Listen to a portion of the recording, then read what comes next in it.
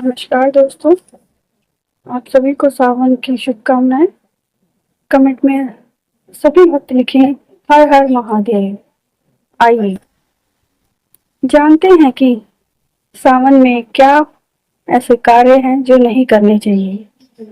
भक्त हो या बनावटी भक्त, अब फर्क साफ दिखेगा क्योंकि सावन आ गया है और शिव जी देख रहे हैं कि कौन दिल से पुकार रहा है और कौन दिखावे के जल से पूजा कर रहा है। लेकिन क्या आप जानते हैं कि इस महीने में एक छोटी सी गलती आपके पूरे साल का भाग्य बिगाड़ सकती है।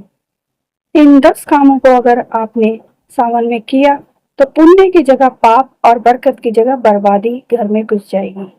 वीडियो को अंत तक देखिए क्योंकि आखिरी 2 बातों को आज भी बहुत कम लोग जानते हैं। पहला कार्य मांस मदिरा का सेवन। कहते हो शिव भक्त हो और मुंह में शराब है, शर्म आनी चाहिए। ये महीना तपस्या का है, तामसिक इच्छाओं का है।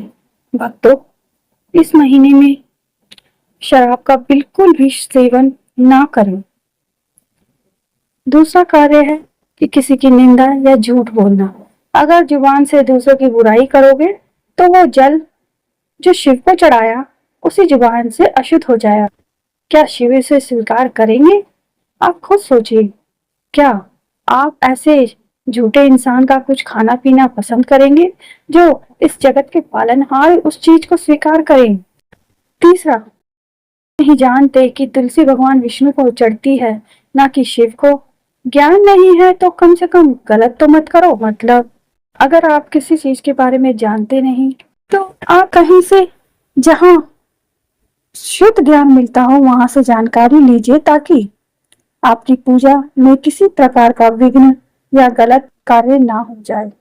चौथा कार्य है शिवलिंग पर गर्म दूध चढ़ाकर आप पुण्य नहीं पाप अर्जित कर रहे हो, क्योंकि आप अग्नि अर्पण कर रहे हो, अमृत नहीं। शिवलिंग पर हमेशा कच्चा दूध ही चढ़ाते हैं।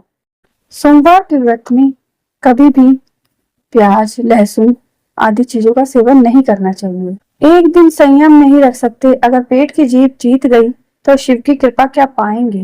मतलब अगर आप भोलेनाथ के लिए अपनी जीभ पर ही संयम नहीं कर सकते तो शिव जो भोले हैं वो आप पर कृपा क्यों करेंगे।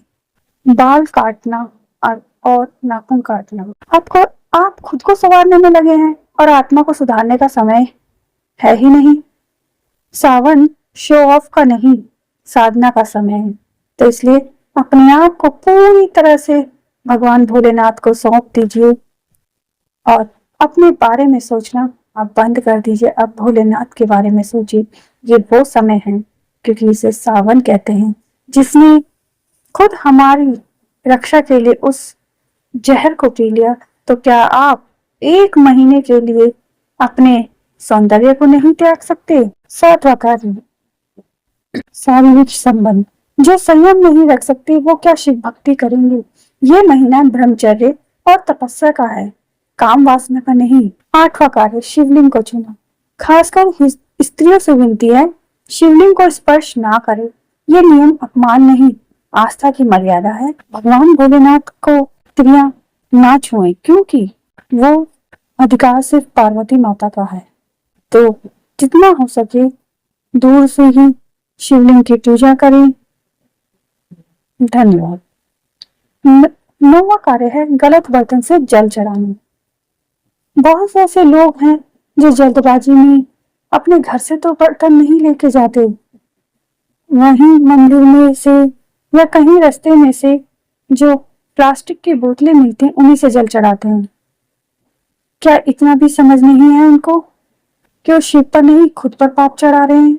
क्योंकि भोलेनाथ को सिर्फ जल तांबे के लोटे से चढ़ाया जाता है, ना कि क्योंकि भोलेनाथ को जल हमेशा चांदी सोना कांसा या मिट्टी के पात्र से चढ़ाते हैं। भोलेनाथ की पूजा में स्टील और प्लास्टिक वर्जित होता है। अगर आपने भोलेनाथ को जल चढ़ाते समय ताम्र पात्र का उपयोग किया है तो उसमें कभी भी चरणामृत मत लीजिए। 10वां कार्य है, अगर आप सावन में किसी भी भूखे को खाना नहीं खिला सकते तो फिर पूजा पाठ किस लिए। क्या सिर्फ मनोकामना पूरी कराने के लिए। अगर आप सच्चे शिव भक्त हैं तो इस वीडियो को सिर्फ खुद तक मत रखो, और उस इंसान तक पहुंचाओ जो अज्ञान में गलती कर रहा है। यही सच्ची भक्ति है। सोचिए, क्या आपने भी इनमें से कोई गलती कर दी है? अगर हाँ, तो अभी भी वक्त है। सावन का हर दिन शिव को प्रसन्न करने का अवसर है। हर सोमवार, हर जल अर्पण आपके भाग्य को बदल सकता है। अगर वीडियो पसंद आई हो, हर हर महादेव, प्लीज सब्सक्राइब करें। इन सभी चीजों को, इन सभी 10 चीजों को अपने जीवन में अपनाएं और अपने जीवन को मंगलमय करें।